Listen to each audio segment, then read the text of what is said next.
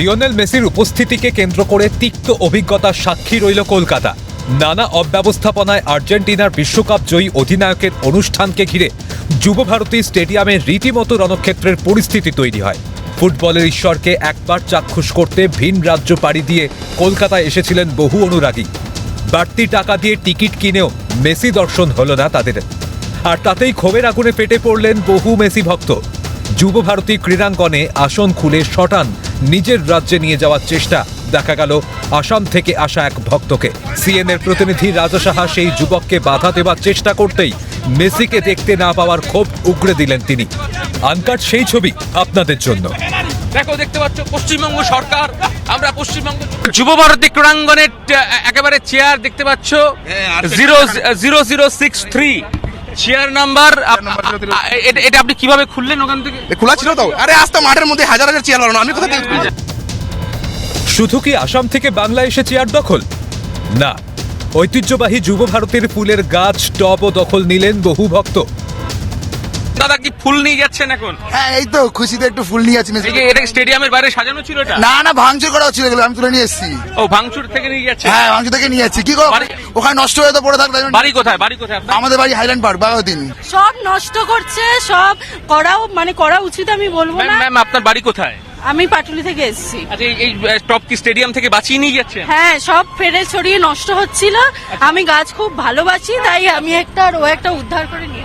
দেখতে পাচ্ছ ম্যাম, আপনার বাড়ি কোথায়? পাটুলি। টপ কোথা থেকে নিয়ে গেলেন? আমরা নিয়েছি যেখান থেকে মেসি ঢুকেছে। এই ফুলগুলো সাক্ষী, মেসিকে দেখেছো, আমরা তো ঠিক করে দেখতে পাইনি। যুবভারতীর সম্পত্তি, সরকারি সম্পত্তি। এই বাড়ি কোথায়? বাড়ি আমার হচ্ছে দোপার মাঠ, হ্যাঁ, উল্টোডাঙ্গা।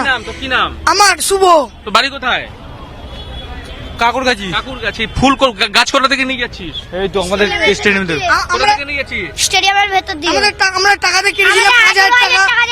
5000 টাকা দিয়ে টিকিট কিনেছি। 18,000 টাকা দিয়ে? হ্যাঁ, 5000 টাকা না, 5000 টাকা দিয়ে টিকিট কিনেছি আমি। তাই জন্য আমার টিকিটের মূল মেসি সব আটকে দিয়ে চলে গেছে। পেলাম না, আর কি বলবো।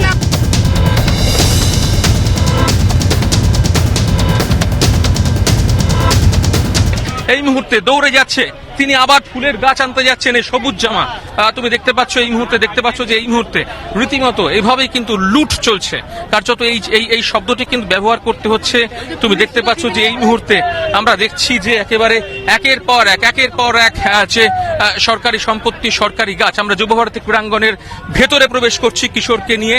একেবারে মূল যে ভিভিআইপি গেট, সেই ভিভিআইপি গেট থেকে মূল স্টেডিয়ামের ভেতরে প্রবেশ করছি। আমরা সেই ছবিটা আবারও দেখাবো। একেবারে সরকারি সম্পত্তি তুমি দেখতে পাচ্ছ, ভেতর থেকে নিয়ে আসা হচ্ছে। কোথা থেকে নিলেন? এখান থেকে তো টাকা না দেবে তো এটাই নিয়ে যাবো না। এটা কি গাছ? এটা কি কাজ জানি না। বাড়ি কোথায়? বাড়ি কোথায়? বাড়ি বেলগড়িয়া। কলকাতার সাম্প্রতিক ইতিহাস ঘাটলেও এই ছবি কার্যত স্মৃতিতে আনা দুষ্কর।